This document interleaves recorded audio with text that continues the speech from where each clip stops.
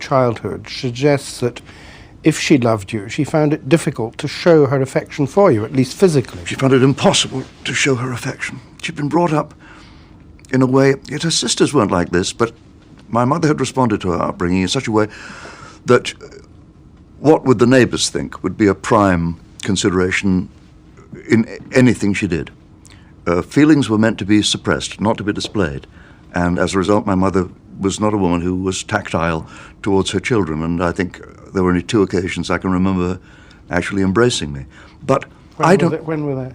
Well, once when buzz bombs were falling on Beckenham, and she was underneath what was called a Morrison shelter, a kind of a metal table with strong struts, and I had got back from school because of these the bombs dropping.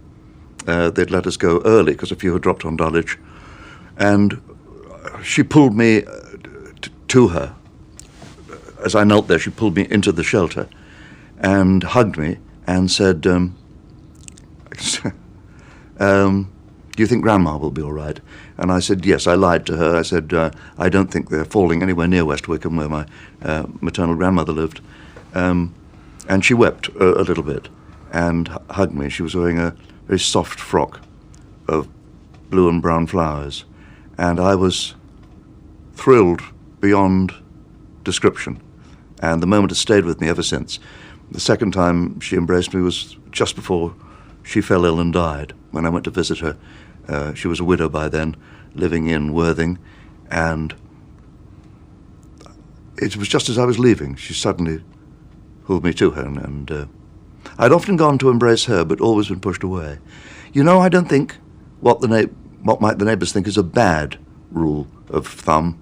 I think if more of us worried about being ashamed in public, it would be a better thing. And I've come to that view very late in life. This isn't in public, this is in private. 2 hugs in a lifetime.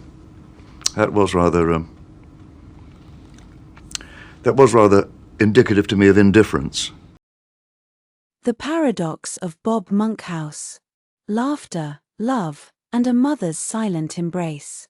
Bob Monkhouse, a name synonymous with British comedy for over 5 decades, remains a figure of both immense popularity and enduring mystery.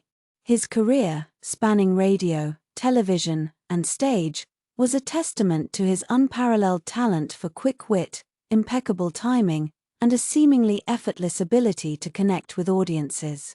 However, beneath the surface of the jovial performer lay a complex individual grappling with personal demons, colored significantly by a childhood marked by a mother's reserved affection. Understanding Monkhouse requires understanding the intricate interplay between his public persona and the private struggles that shaped him. Born Robert William Monkhouse on the 18th of August, 1928 in Beckenham, Kent, his early life wasn't idyllic. While his father, a successful businessman, was a source of support and encouragement, his relationship with his mother was notably distant. This emotional reserve, a hallmark of her personality, left a lasting impact on the young Bob. His mother, unlike many mothers of the era, rarely expressed overt affection or praise.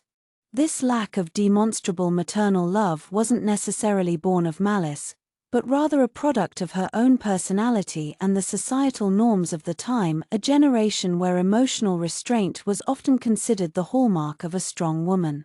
However, for a sensitive and ambitious child like Bob, this emotional distance became a significant factor shaping his personality and his drive for success. The need for approval, a perhaps subconscious desire to win his mother's affection, might have fueled his relentless pursuit of excellence in his chosen field. His comedic journey began during his national service in the Royal Air Force, where he honed his skills performing for his fellow servicemen. This early experience instilled in him the importance of audience connection and the power of improvisation, crucial skills that would define his later career. Upon his discharge, he embarked on a career in radio, quickly establishing himself as a natural talent. His witty banter and effortless delivery made him a popular fixture on programs like 20 Questions, a show that showcased his remarkable intellect and sharp mind. His ability to navigate complex wordplay and adapt to unpredictable situations cemented his reputation as a master of the art form. The transition to television proved equally seamless. Monkhouse became a household name, appearing on countless programs, from panel shows like What's My Line, to his own highly successful series. His comedic style was unique, a blend of self-deprecating humor, observational wit, and rapid-fire one-liners. He wasn't a slapstick comedian. Instead, he relied on his intelligence, wordplay, and an uncanny ability to read an audience, reacting with lightning speed to their responses. This adaptability and his masterful control of the comedic timing made him a truly captivating performer. However, the image of the eternally cheerful and effortlessly witty performer was at times a facade. While outwardly successful, Monkhouse battled internal struggles, some stemming from his childhood experiences and others from the pressures of maintaining his public image. The constant demand for comedic brilliance took its toll.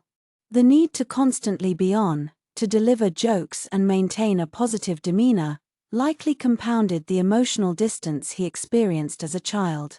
His need for validation, potentially rooted in his relationship with his mother, may have driven him to relentlessly seek approval through his work.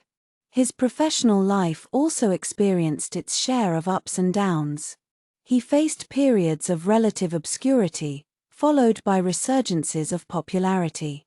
He navigated the changing landscape of British comedy, adapting his style to remain relevant while maintaining his unique comedic voice. He collaborated with many other comedians, and his ability to work within an ensemble cast highlighted his collaborative nature and his confidence in his own abilities. He understood perfectly the art of the comedic setup and punchline, and equally understood the value of allowing others to shine. The lack of demonstrable affection from his mother casts a long shadow over his life, albeit one he never explicitly discussed publicly in detail. While speculation abounds regarding its impact, the silence itself speaks volumes.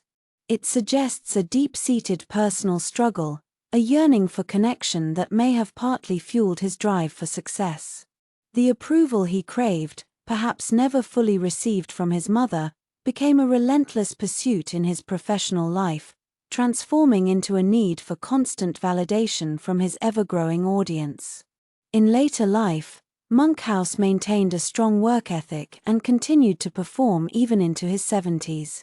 While his public appearances lessened, his legacy continued to inspire many comedians. His influence on British comedy is undeniable.